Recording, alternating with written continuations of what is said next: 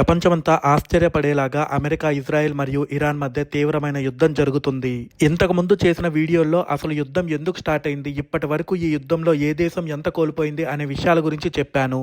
ఈ వీడియోలో అసలు అమెరికా మాస్టర్ ప్లాన్ ఏంటి, ఇజ్రాయెల్ స్ట్రాటజీ ఏంటి, తమ సుప్రీం లీడర్ చనిపోయిన తర్వాత కూడా అందరూ ఆశ్చర్యపోయేలాగా ఇరాన్ ఎలాంటి మైండ్ బ్లోయింగ్ స్ట్రాటజీని వాడుతుంది, ఎవరి మిస్కాలిక్యులేషన్స్ ఏంటో ఈ వీడియోలో డీటెయిల్డ్ గా ప్యూర్ వార్ స్ట్రాటజీ అనాలిసిస్ ని ఎక్స్ప్లెయిన్ చేస్తాను.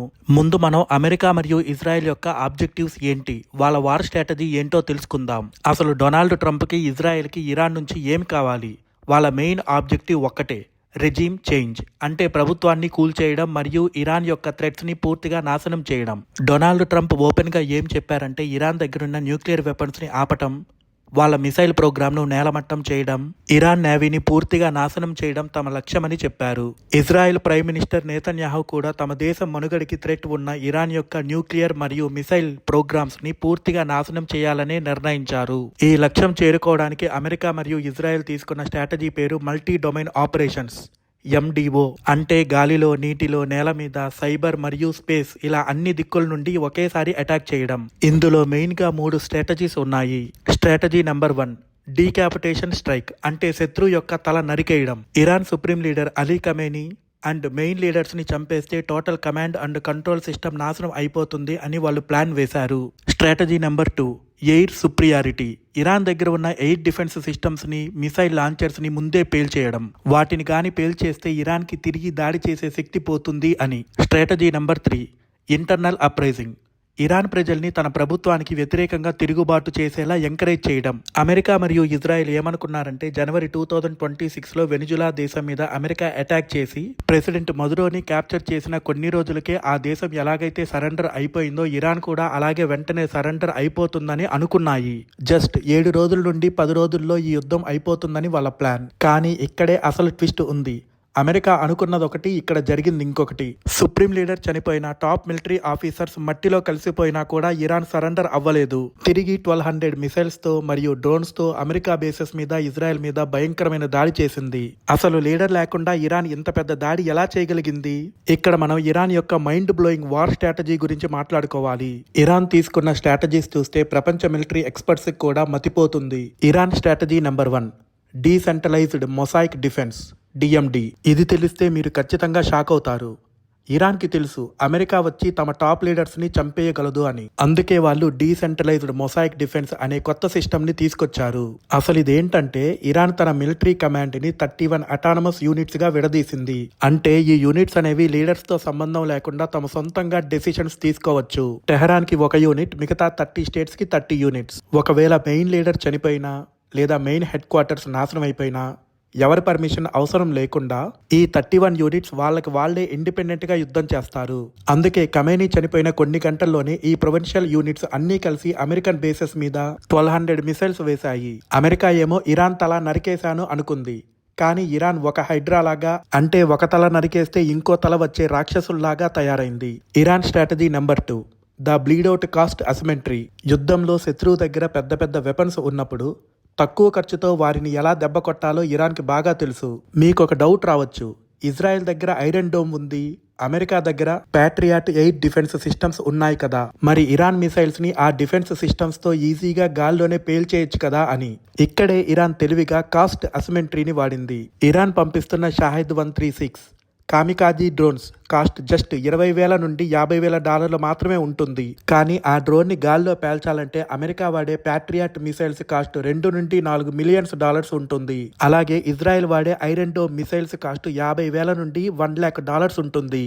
అంటే రేషియో చూసుకుంటే 1:100 ఉంటుంది. అంటే ఇరాన్ రూపాయి ఖర్చు పెడితే యుఎస్ మరియు ఇజ్రాయెల్ $100 ఖర్చు పెట్టాలి. అంటే ఇరాన్ జస్ట్ $50 లక్షల ఖర్చు పెడితే దాన్ని ఆపడానికి అమెరికా $50 కోట్ల ఖర్చు పెట్టాలి. ఈ విధంగా వందల కొద్ది చీప్ డ్రోన్స్ ని పంపిస్తే అమెరికా మరియు ఇజ్రాయెల్ డిఫెన్స్ బడ్జెట్ ప్రతి వారానికి బిలియన్స్ ఆఫ్ డాలర్స్ ఆవిరైపోతుంది. దీనినే బ్లీడౌట్ స్ట్రాటజీ అని అంటారు. Iran strategy number 3, targeting Gulf states. మీకు ఇంకో పెద్ద డౌట్ రావచ్చు, యుద్ధం జరుగుతుంది అమెరికా, ఇజ్రాయెల్ మరియు ఇరాన్ మధ్యే కదా, మరి మధ్యలో UAE, Qatar, Bahrain, Saudi Arabia లాంటి గల్ఫ్ దేశాల మీద ఇరాన్ ఎందుకు మిసైల్స్ వేస్తుంది అని. అసలు దుబాయ్లోని బుర్జ్ అల్ అరబ్ లాంటి లగ్జరీ హోటల్స్ మీద బాంబులు ఎందుకు వేస్తుంది అని. దీనికి కారణం అసిమెట్రిక్ ఎకనామిక్ వార్ఫేర్. ఇరాన్కి తెలుసు అమెరికన్ బేసెస్ అన్నీ ఈ గల్ఫ్ దేశాల్లోనే ఉన్నాయి అని, వాటిని ఉపయోగించుకునే యుఎస్ఏ ఇరాన్ మీద దాడి చేస్తుంది అని. ఇరాన్ ఏం ప్లాన్ చేసిందంటే ఈ గల్ఫ్ దేశాల్లో ఉన్న సివిలియన్ ఇన్ఫ్రాస్ట్రక్చర్ అంటే ఎయిర్పోర్ట్స్, హోటల్స్, ఎనర్జీ సైట్స్ మీద దాడి చేస్తే వాళ్ళకు భయం వేసి అమెరికాను యుద్ధం ఆపమని బ్రతిమలాడుకుంటారని ఇరాన్ అనుకుంది. ముఖ్యంగా హోటల్స్ మీద దాడి చేస్తే గల్ఫ్ దేశాల మెయిన్ ఇన్కమ్ అయిన టూరిజం నాశనం అయిపోతుంది, ఫారెన్ ఇన్వెస్ట్మెంట్స్ రావు అని ఇరాన్ ప్లాన్. దీనినే ఫ్యాట్రిసైడ్ బిఫోర్ సూసైడ్ స్ట్రాటజీ అని అంటారు. అంటే తాను చనిపోయే ముందు ఇతరులను కూడా చంపేసే ప్లాన్ అని అర్థం. అసలు ఈ యుద్ధంలో అమెరికా మరియు ఇజ్రాయెల్ చాలా పెద్ద మిస్కాల్కులేషన్స్ చేశాయి. మిస్కాల్కులేషన్ నెంబర్ 1, అమెరికా ఏమనుకుందంటే ఇరాన్ తమ లీడర్ చనిపోగానే వెనిజులా లాగా వెంటనే సరెండర్ అయిపోతుంది అని. కానీ ఇరాన్ యొక్క డీసెంట్రలైజ్డ్ మొజాయిక్ డిఫెన్స్ DND వాళ్ళని అండర్ ఎస్టిమేట్ చేశారు. దీనివల్ల యుద్ధం జస్ట్ 7 రోజుల్లో అయిపోయేది కాస్త ఇప్పుడు దీర్ఘకాలిక యుద్ధం లాగా మారిపోయింది. యుద్ధం ఇంకా ఎప్పుడు అయిపోతుందో అంచనా వేయలేని సిట్యువేషన్కి వచ్చింది. మిస్కాల్కులేషన్ నెంబర్ 2, ఈ యుద్ధంలో అమెరికా కొత్తగా ఫ్రెండ్లీ ఫైర్ ప్రాబ్లమ్స్ ని ఫేస్ చేస్తుంది. 2 మార్చ్ రోజున Kuwait air defence by mistake గా 3 అమెరికాకు చెందిన F-15 జెట్స్ ని పేల్చేశాయి. ఆకాశమంతా డ్రోన్స్, మిసైల్స్ తో నిండిపోవడం వల్ల కమ్యూనికేషన్ జామ్ అయిపోయి ఎవరు శత్రువో ఎవరు మిత్రుడో తెలియకుండా తమ వాళ్ళని తామే పేల్చేసుకునే పరిస్థితి వచ్చేసింది. ఇప్పుడు ప్రపంచానికి తెలిసింది ఏంటంటే ఇది వెనిజులా లాంటి చిన్న ఆపరేషన్ కాదు. ఇరాన్ దగ్గర 3000కు పైగా బాలిస్టిక్ మిసైల్స్ ఉన్నాయి, అండర్ గ్రౌండ్ ఫెసిలిటీస్ ఉన్నాయి. ఇది ఒక బెదిరించలేని కోట లాంటిది. 40 సంవత్సరాల నుండి ఇరాన్ ఇలాంటి ఒక సిట్యువేషన్ కోసం ఆయుధాలని సిద్ధం చేసి అండర్ గ్రౌండ్ లో పెట్టుకుంది. ఇప్పుడు ఇరాన్ తమ మనుగడకే ప్రమాదం వచ్చిందని అనుకొని సర్వైవల్ కోసం తమ సాయశక్తులా ప్రయత్నిస్తున్నారు. మీకిక్కడ ఒక డౌట్ రావచ్చు, అమెరికా మరియు ఇజ్రాయెల్ వచ్చి ఇరాన్ని ఇంత ఘోరంగా పేల్చేస్తుంటే ఇరాన్కి ద బెస్ట్ ఫ్రెండ్స్ అయిన రష్యా మరియు చైనా దేశాలు ఎందుకు సైలెంట్గా ఉన్నాయి అని, ఈ యుద్ధంలో ఇరాన్కి హెల్ప్ చేయడానికి ఈ దేశాలు ఎందుకు తలదోర్చట్లేదు అని. దీనికి తీవ్రమైన జియోపొలిటికల్ రీజన్స్ ఉన్నాయి. Reason number 1, Russia's vulnerability. ఇరాన్కి రష్యా కేవలం మాటల వరకు మాత్రమే సపోర్ట్ ఇస్తుంది తప్ప మిలిటరీని పంపించట్లేదు. UN సెక్యూరిటీ కౌన్సిల్లో అమెరికాను తిట్టడం తప్ప రష్యా ఏమీ చేయట్లేదు. ఎందుకంటే రష్యా ఆల్రెడీ ఉక్రెయిన్ యుద్ధంలో పూర్తిగా ఇరుక్కుపోయింది. వాళ్ళ దగ్గర వెపన్స్ అయిపోయాయి. శాంక్షన్స్ వల్ల ఎకనామీ బాగా వీక్ గా ఉంది. ఇంకోటి ఏంటంటే ఒకవేళ ఇరాన్ కి సపోర్ట్ చేస్తే నాటో దేశాలు డైరెక్ట్ గా యుద్ధంలోకి వస్తాయని రష్యాకి తీవ్రమైన భయం ఉంది. అందుకే రష్యా ఇరాన్ ని ఒక స్ట్రాటజిక్ బఫర్ లాగా, అంటే అమెరికాను డైవర్ట్ చేసే ఒక ఆయుధం లాగా వాడుకుంటుంది తప్ప డైరెక్ట్ గా యుద్ధంలోకి రావట్లేదు. Reason number 2, China economic focus. China main focus అంతా ఎప్పుడూ కూడా బిజినెస్ మీదే ఉంటుంది. ఇరాన్ నుండి ఎప్పటి నుంచో చైనా ఆయిల్ కొంటుంది, కానీ ఇరాన్కి అవసరం వచ్చినప్పుడు మిలిటరీ వెపన్స్ని ఇవ్వట్లేదు. ఎందుకంటే చైనాకి అమెరికా మరియు గల్ఫ్ దేశాలతో బిలియన్స్ ఆఫ్ డాలర్స్ ట్రేడ్ ఉంది. చైనా తన belt and road initiative projects ని కాపాడుకోవాలి అని అనుకుంటుంది. యుద్ధంలో దూరితే తమ ఎకనామీకి నష్టం వస్తుందని చైనా సైలెంట్ గా ఉంది. ఈ 2 పెద్ద దేశాలు ఇరాన్ ని ఒక యూస్ఫుల్ డిస్ట్రాక్షన్ లాగా వాడుకుంటున్నాయి. యుద్ధం అయిపోయాక ఇరాన్ వీక్ అయితే అప్పుడు ఎంటర్ అయ్యి వాళ్ళ రిసోర్సెస్ ని తీసుకోవాలని చూస్తున్నాయి. మరి ఈ యుద్ధంలో UK మరియు యూరప్ దేశాలు ఎందుకు ఇన్వాల్వ్ అవ్వట్లేదు అంటే అమెరికా ఏ యుద్ధానికి వెళ్ళినా కూడా ఎప్పుడు UK మరియు యూరప్ దేశాలు దాని వెనకే వెళ్తాయి. కానీ ఈసారి వాళ్ళు అమెరికాకు గట్టిగా నో చెప్పారు. ఉక్రెయిన్ యుద్ధానికి హెల్ప్ చేసి యూరప్ దేశాలు అలసిపోయి ఉన్నాయి. UKలో చూస్తే 70% మంది ప్రజలు ఈ యుద్ధాన్ని తీవ్రంగా వ్యతిరేకిస్తున్నారు. అందుకే UK కేవలం శాటిలైట్ ఇన్ఫర్మేషన్ ని ఇస్తుంది తప్ప ఒక్క సైనికుడిని కూడా పంపించలేదు. యూరప్ దేశాలకి ఇంకొక పెద్ద భయం ఏంటంటే ఈ యుద్ధం పెద్దదైతే ఇరాన్ నుండి లక్షల మంది శరణార్థులు తమ దేశాలకు వస్తారని, తమ ఎకానమీ నాశనమవుతుందని భయపడుతున్నాయి. ఇక్కడ ఇంకొక విషయం గురించి ముఖ్యంగా చెప్పుకోవాలి. అదేంటంటే ఫ్లాష్ బ్యాక్స్ ఆఫ్ ఫెయిల్యూర్, అంటే అమెరికా చేసిన పాత తప్పులు. ఈ యుద్ధం చూస్తుంటే మిలిటరీ ఎక్స్పర్ట్స్ కి అమెరికా పాస్ట్ లో చేసిన 4 పెద్ద తప్పులు గుర్తొస్తున్నాయి. యుద్ధంలో అమెరికా చేసిన తప్పులే ఇప్పుడు ఇరాన్ లో రిపీట్ అవుతున్నాయి. Lesson number 1, Vietnam war. వియత్నాంలో అమెరికా ఇంతకంటే పెద్ద మిలిటరీతో వెళ్ళింది. కానీ ఆ యుద్ధంలో 58,000 మంది అమెరికన్ సైనికులు చనిపోయారు. అప్పట్లో వియత్నాం దేశం అనేది నార్త్ వియత్నాం అని, సౌత్ వియత్నాం అని 2 విడివిడిగా ఉండేవి. కానీ నార్త్ వియత్నాం దేశం సౌత్ వియత్నాం ని ఆక్రమించుకోవడానికి యుద్ధం స్టార్ట్ చేసింది. 1950s లో అమెరికా సౌత్ వియత్నాం కి సపోర్ట్ గా నార్త్ వియత్నాం కి వ్యతిరేకంగా తన మిలిటరీని దింపింది. కానీ ఆ యుద్ధంలో అమెరికా సపోర్ట్ చేసిన సౌత్ వియత్నాం ఓడిపోయింది. అమెరికా అక్కడి నుండి వెళ్లిపోవాల్సి వచ్చింది. 20 సంవత్సరాల పాటు జరిగిన ఈ యుద్ధంలో అమెరికా ఓడిపోయింది. అక్కడ కూడా త్వరగా యుద్ధం చేసి గెలవచ్చు అని అనుకుంది. కానీ యుద్ధం 20 సంవత్సరాల పాటు కొనసాగింది.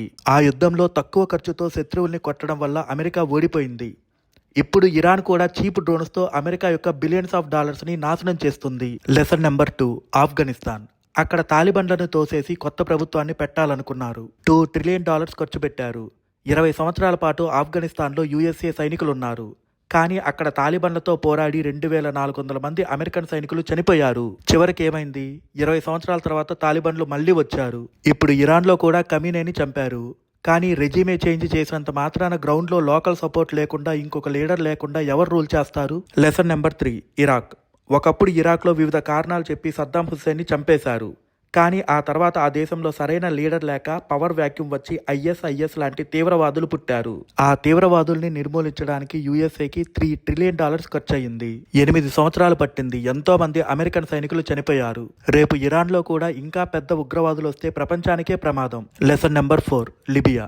లిబియాలో గడాఫీని కూడా కమీనేని చంపినట్టే చంపారు. ఆ తర్వాత అక్కడ సరైన లీడర్ లేక లిబియాలో ఇప్పటికీ సివిల్ వార్ జరుగుతూనే ఉంది. ఈ తప్పులే మళ్ళీ ఇరాన్లో రిపీట్ అవుతాయేమో అని ప్రపంచ దేశాలు అనుకుంటున్నాయి. అసలు ఇరాన్, ఇజ్రాయెల్, యుఎస్ఏ మధ్య ఈ యుద్ధం ఇంకా ఎన్ని రోజులు జరుగుతుంది? ఎవరి దగ్గర ఎంత స్టామినా ఉందో తెలుసుకుందాం. Country 1, USA. అమెరికా దగ్గర $28 ట్రిలియన్ ఎకానమీ ఉంది. $900 బిలియన్ డిఫెన్స్ బడ్జెట్ ఉంది. ఖచ్చితంగా ఎన్ని సంవత్సరాలైనా యుద్ధం చేయగలదు.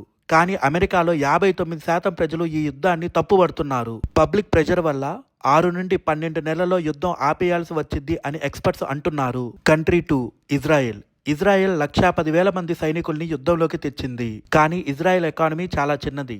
వ్యాపారాలు ఆగిపోయాయి. వాళ్ళు 3 నుండి 6 నెలలు మాత్రమే ఈ హై ఇంటెన్సిటీ యుద్ధాన్ని తట్టుకోగలరు. Country 3, Iran. Iran economy already sanctions వల్ల చాలా వీక్ అయిపోయింది. వాళ్ళ దగ్గర ఉన్న మిసైల్స్ మరియు డ్రోన్స్ ఇంకొక 3 నెలల నుండి 6 నెలలకి సరిపోతాయి. కానీ ఫ్యూయల్ షార్టేజెస్, పవర్ కట్స్ వల్ల లోకల్ ప్రజలు తిరుగుబాటు చేస్తే ఇరాన్ ప్రభుత్వం కూలిపోతుంది. ఇరాన్ యొక్క ఏకైక వార్ స్ట్రాటజీ ఏంటంటే అమెరికా మరియు ఇజ్రాయెల్ అలసిపోయి వెనక్కి వెళ్లే వరకు యుద్ధాన్ని సాగదీయడం. ఇరాన్ దగ్గర ఇంకా చాలా మిసైల్స్ ఉన్నాయి.